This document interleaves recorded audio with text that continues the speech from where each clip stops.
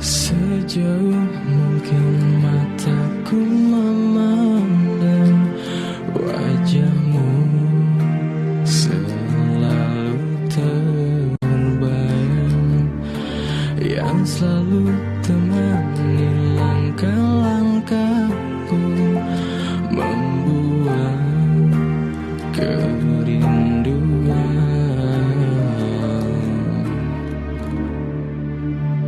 Satu lagu untukmu, ku temani tidurmu, ku nyanyikan hanya untukmu. I understand that I can speak in the English language now. It's easier than the Arabic. First of all, I want to thank you for your warm reception, for your hospitality, and for this sweets of Indonesia. That's, I could say, taste of Indonesia. Thank you for your joyful smiles as well, and I feel at home. I do feel at home, and I do appreciate the message of the Institute as well. I have a little background about it, and I'm very impressed and honored to be in such prestigious institute. And I wish you the best, because both of us are seeking one thing, is peace among the people. Let me start with something very interesting. I read an article a few years ago about a fellow by the name Riando. He's a militiaman who was supposed to protect one of the churches. And during the time he was watching the church, it had about 600 people inside in the Christmas time. He noticed a black bag. He was suspicious of it. He picked it up and screamed at the people in the church to run out. And by the time he got away from the church, the explosion killed him. He is a Muslim, yet he saved 600 Christians. That impressed me, because he did his human responsibility, that no matter who you are created by one creator. The second thing, I have an article read not long ago, give a name to Indonesia, calling it the country of diversity and growth. And that's very impressive, because with diversity sometimes you have conflict, and we cannot deny it. Now these days, as our message, Ambassador for Peace, just to give you a little bit overview what it is all about. It is not religious document. We have a resolution, is not religious. And also it is to do with the human relationship, no matter what his faith is, number one. Number two is not religious comparative study. We're not here to compare religions. Also, it is not to proclaim religion or debate. So we are here to work with the people. How can we, people of different faith, live in one society and yet learn how to cooperate and help one another? There is no doubt, my friends, that violence in the name of religion is increasing. And when I say in the name of religion, I'm not saying the religion condone that. I expect that religion must teach peace, tolerance. But what happened is different from our expectations. We see violence committed between two religions, between Christians and Muslims. And not only that, even among Muslims themselves, between Shias and Sunnis. Something happened in the past also in Ireland, between the Catholic and the Protestant. Now, is this what the religious call you to do? And this is where we are. And my fears are, and I'm very concerned, that our senses became so dull that we see the violence and we look the other way. Or we see violence, people are being killed, forced deportation, tortured, persecuted, hated, and we just watch. Like watching other movie or one of Dracula. Yes, I mean, we lost touch with reality. And that is my fears. And I hope that I am in a place where they did not reach that point, but yet you struggle to remove the violence, replace it with more understanding, more dialogues. Therefore, it's important that we must think of a dialogue between the followers of different religions.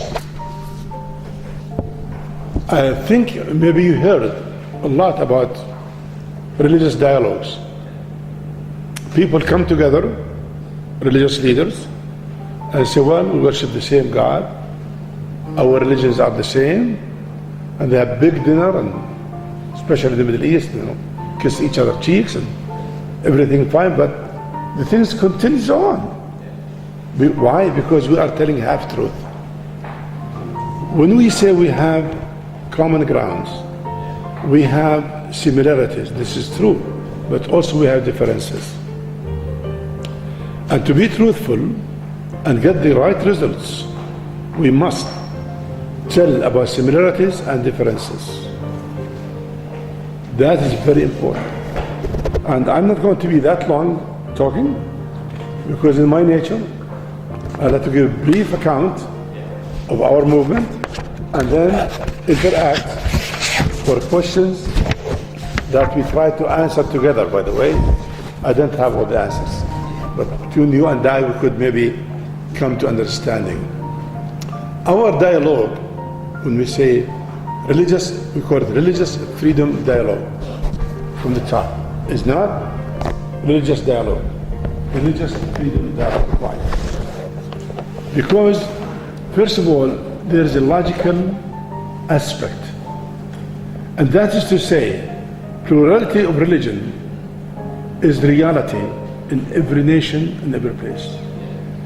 There is not one country that has only one religion. Always we have differences and variety. And the important thing that we have to understand that also religious oppression in one place means religious oppression everywhere. We can't say, well, we are free in America, but the other people are not free. We can't just ignore them. We are good in Indonesia. We can't ignore the Egyptians. We have to think that if there is persecution anywhere in the world, and you don't have it, it will reach you one day. Once it starts, like fire in the bush, it takes off, goes on. Second thing important, so we agree that there are a variety of religions everywhere, and they carry differences. The second thing, violence in the name of religion is on the increase. We can't deny it. We used to say, well, it's getting better. No. You know that very well. You traveled yourself, you know. Also, it's impossible for one religion to encompass them all, contain them all. So we're going to control you, or you're going to follow mine. And also, it's impossible that to oppress other people all the time, or persecute them all the time, because with the internet, the news, whatever happens now, in a few minutes, will be all over the world. We can't darken the facts anymore. The fact of persecution is there. The violence is there. Therefore, it's exposed. We can't hide it. We have to deal with it. And also, it's not possible to compromise religions. Like to get the Christians coming, well, Jesus is crucified, and the Muslim come, and I agree with you, he was crucified. Well, the Quran says he wasn't. Then which one? Yeah. You know? So we have differences, and we have to face them. You have no authority to change your book. I have no authority to change my book.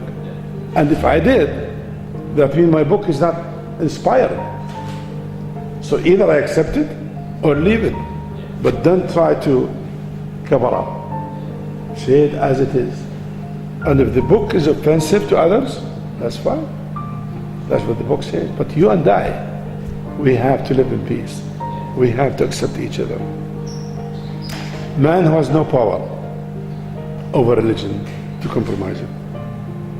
The other aspect of compromising, which I really believe is terrible, if we agree today as religious leaders to say, you know what, let us cut little from here, little from there, let's make compromise. What happened to the second generation when they discovered that we deceived them? We tricked them instead of telling the truth. And the final thing, which I use it all the time, my friend loves this explanation. Yeah. When people try to say, well, all religions are the same, it's like bringing Islam, Christianity, Buddhism, Hinduism, Judaism, put them in the blender, push the button, see? Oh, this is a new religion. It doesn't work this way. Yeah. Religious Jews. Yeah, yeah. I like that one. The new Jews, it doesn't work this way. So it has to be, the distinction has to be recognized. Whether I agree or not doesn't matter. But you and I must get to the point where I judge you, accept you, based upon your character, your behavior, the way you treat me, I treat you, not because of your religion. Because we get to the point sometimes, we say, well, he's a Muslim. We look at him different way. He's a Christian. We look at him different way. That's not right. I have to look at you as a human being created in the image of God. The same creator who made you, made me, no less, no more. So the first one just is logical. The second thing is very psychological. Man by his nature, every human being, is concerned about his life after death. As you know, I have been a pastor, and I visit the sick and the dying. I sat with people who are near death, and they are not afraid of death itself, but they are worried what will happen to them after. Therefore, man must be given the freedom to find out which one will give him hope for eternity. Because if you shut this area of his life, if you oppress his inner man, if you oppress his conscience, if you oppress his soul, his even mental capability will be weak and will vanish. Therefore, we have to give the person the freedom. The other thing important about this is religion in itself is wings to lift a human being up, not to push him down. It is to carry out, you want to extinguish. He keeps busy how to stop the fighting with the people. Look at Iraq. From 2003 till now, almost 9 years, up till now the economy is going down. Why? Because the people fighting each other. Now, same thing in every society. When people cooperate, the government could focus on the economy in bettering the country.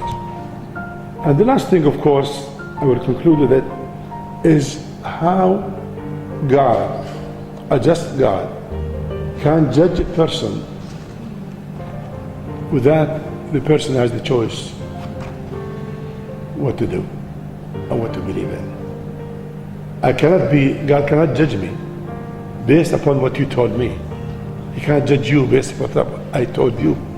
He judges you about what you believe and how you live. And this is the message of Ambassador for Peace.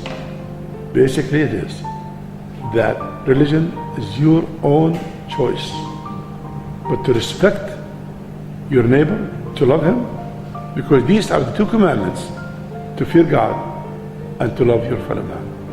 This is the message, and I'm sure that this institute would really find common ground on this issue, not about religions, but about people. And I want to say thank you very much for your reception, for listening. Thank you.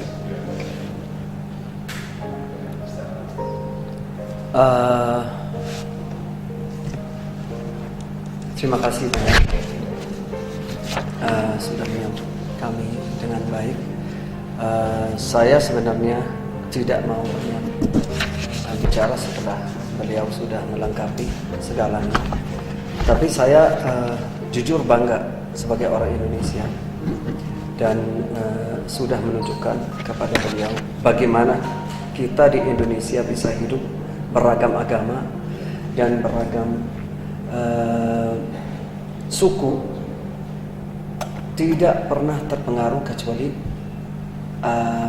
beberapa orang yang radikal di mana-mana, mau di agama manapun ada yang melahirkan teroris dari pihak agama manapun tanpa saya sebut agamanya.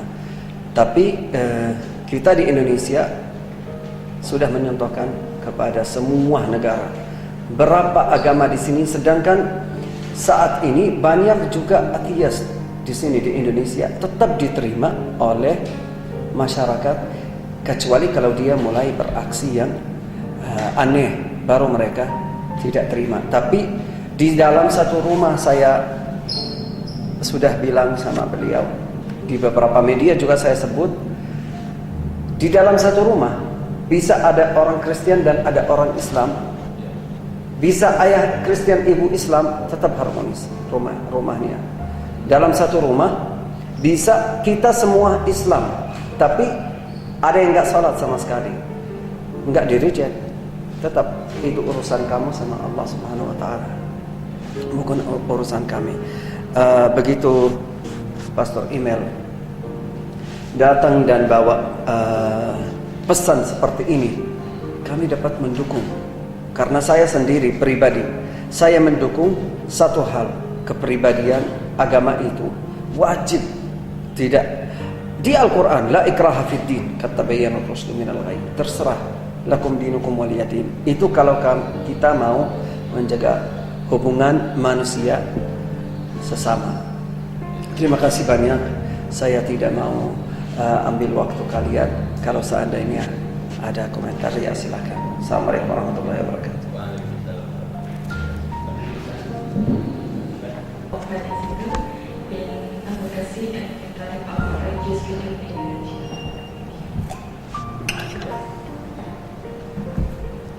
Okay, well, thank you.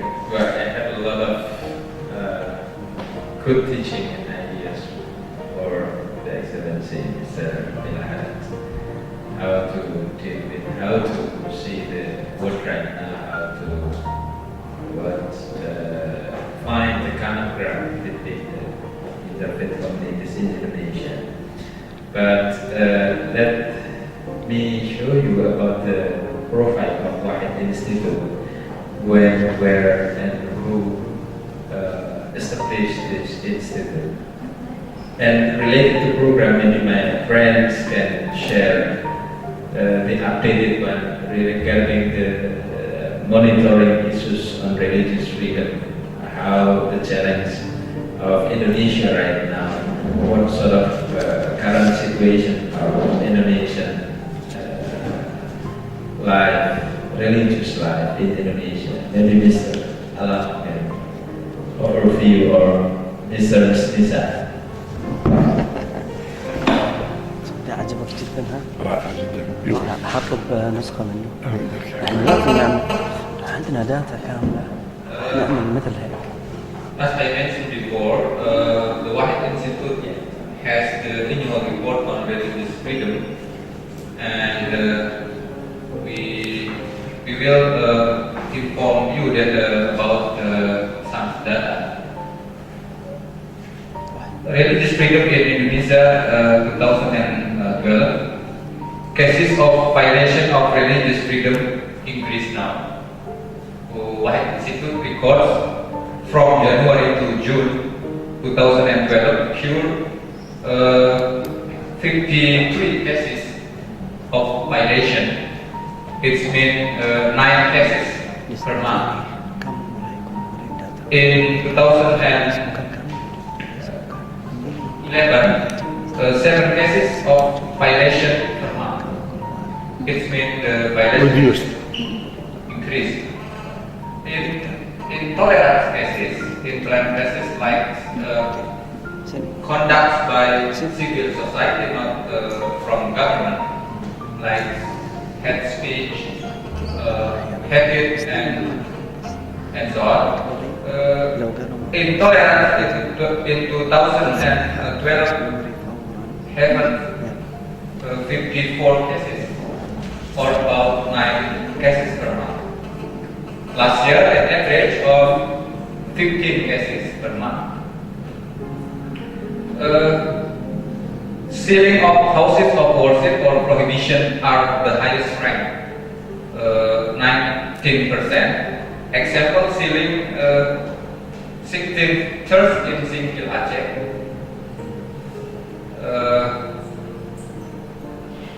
And before this worship, Hamdi by agencies control team Singkil early May.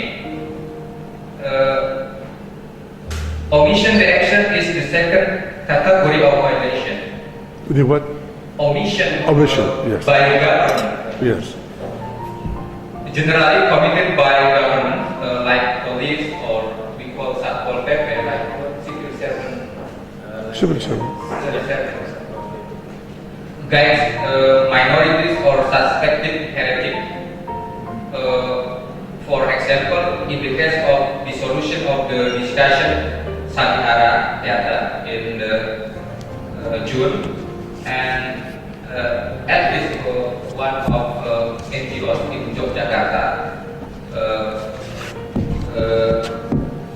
and the Philadelphia Church and Yasmin in Bogor, and numbers of acts of violence against those accused of heresy.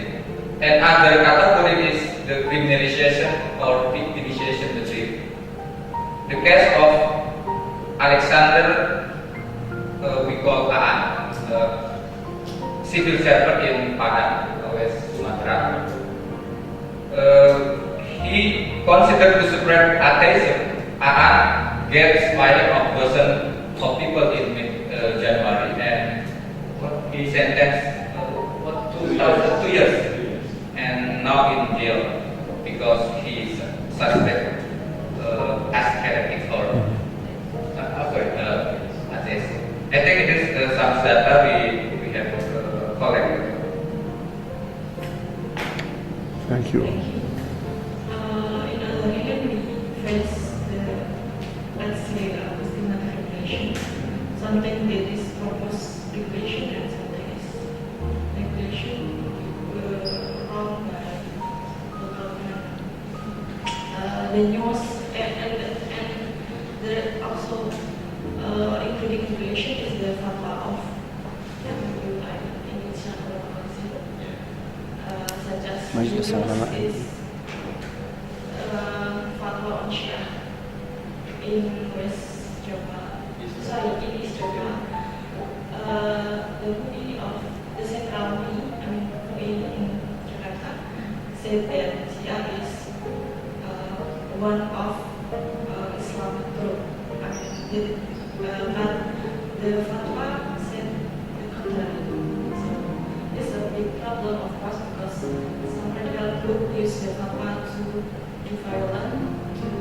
They think that it's illegal to do violence to Shia because Shia is not part of Islam. And then something we don't know what we have to do because there are many problems, and on the other hand, the state is not doing something, or they just, like Mas Alam said, that they ignore them, and that the society do this by their own way.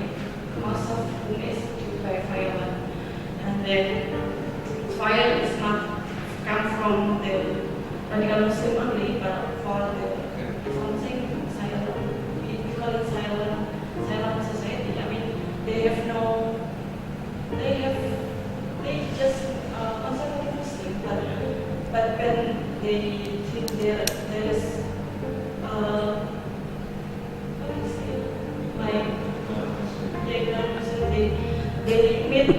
I get it.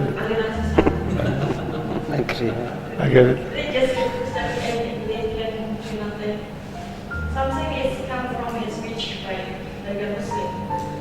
They feel frustrated and they often do nothing on his speech and then they do their own way.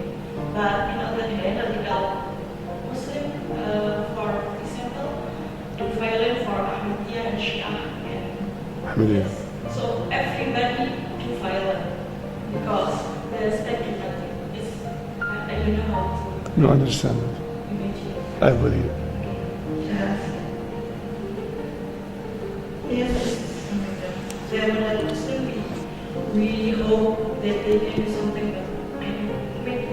Maybe it's still progress, but there are no results that make us happy.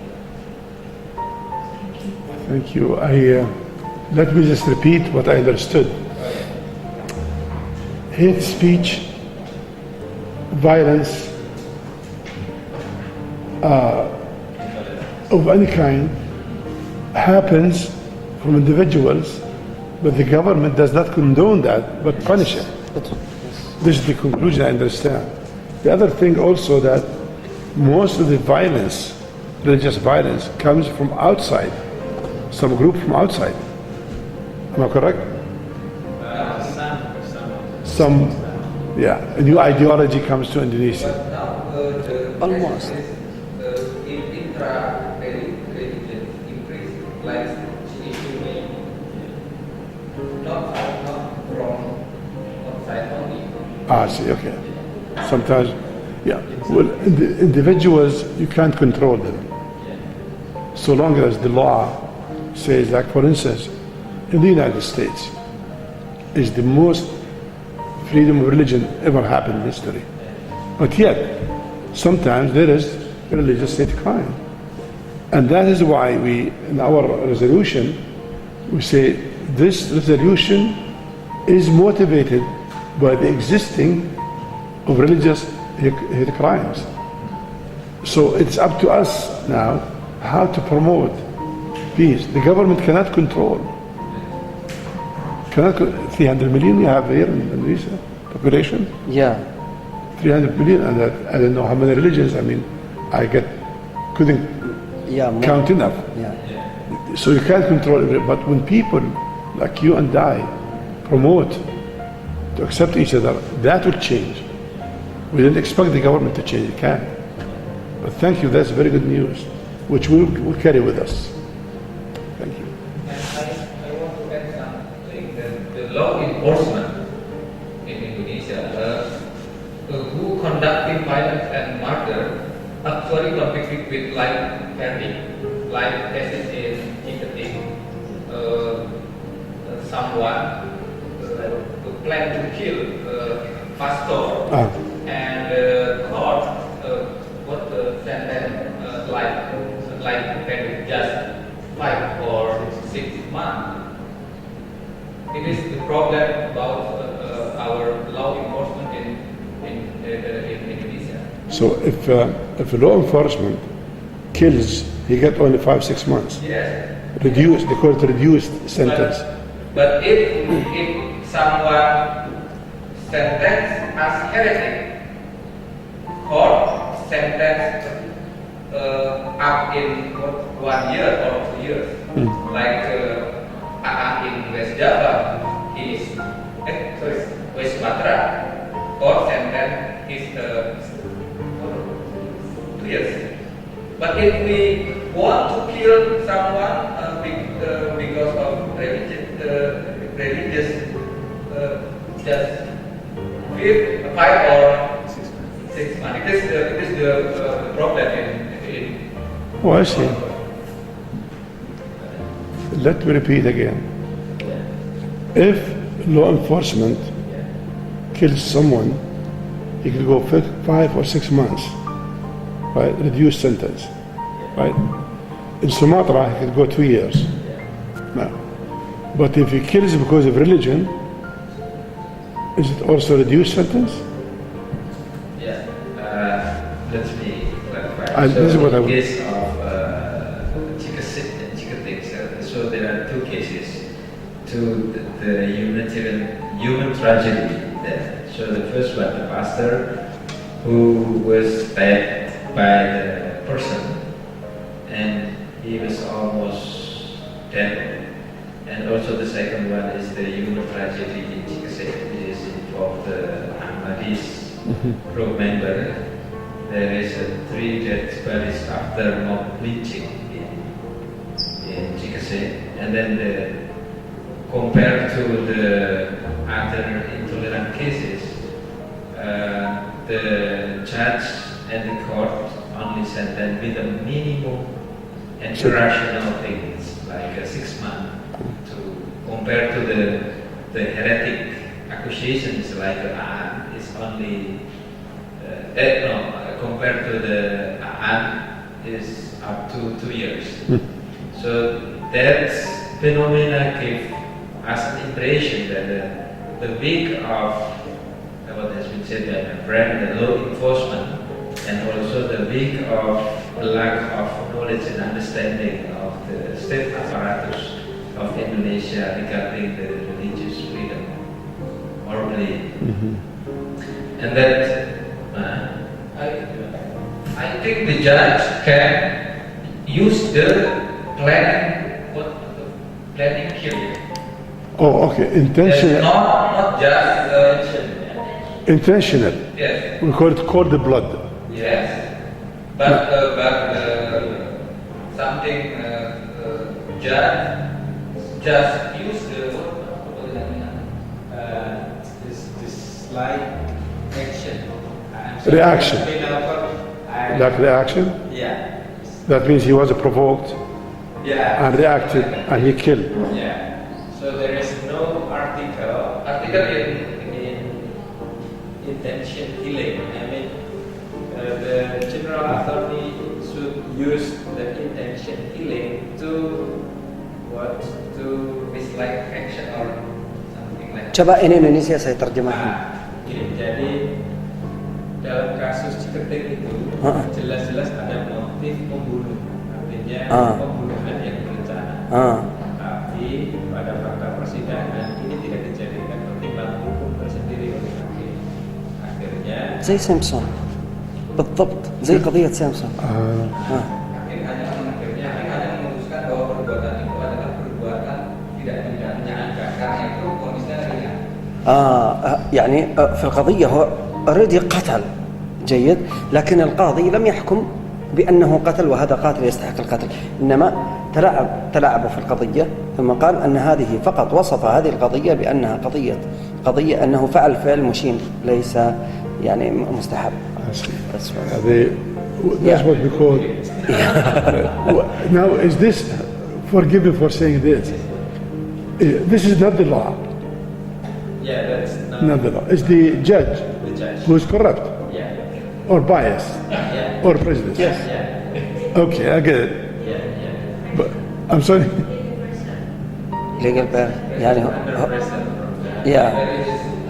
Yeah. Or biased. Like if I were a Christian judge and a Christian kills a Muslim, I say it's okay. Is that what it is? Yeah. Well, this is something. You know what? I always say that the laws, the government, and the weapons will never change the hatred. Only the heart.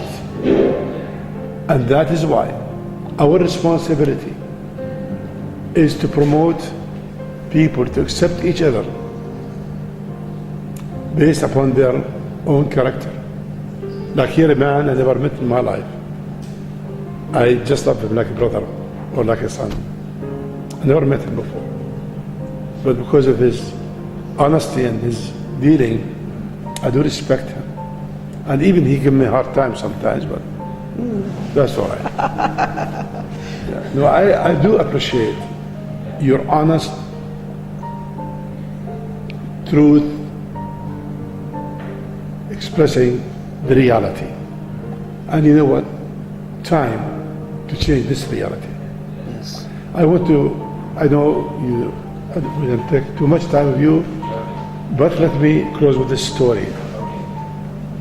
A man bought a watch like this for the wall, and the watch started to be slow. So he took the arms of the watch and went to the watchmaker. He said, my watch is very slow. He said, where is the watch? He says, in the house. So my friend, the problem is not in the arms of the watch, in the machine. The problem is not in the people. It's what is in their mind. What message, what thoughts they have in their minds. That is why we work together as individuals to promote and plan new thoughts, new machine to move these arms. Thank you again so much. I do appreciate it. Thank you. You're welcome. Thank you. It's very inspiring discussion and meeting. And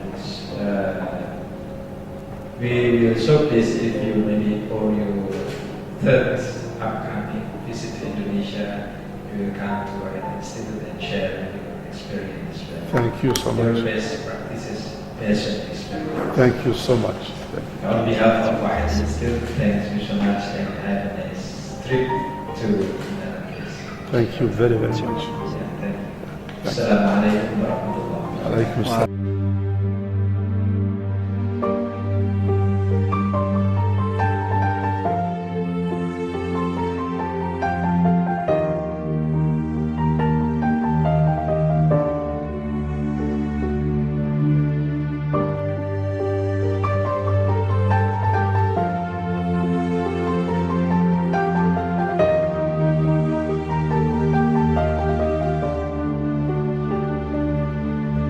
Sejauh mungkin mataku memandang wajahmu, selalu terbayang yang selalu temani langkah-langkahku, membuat kerinduan.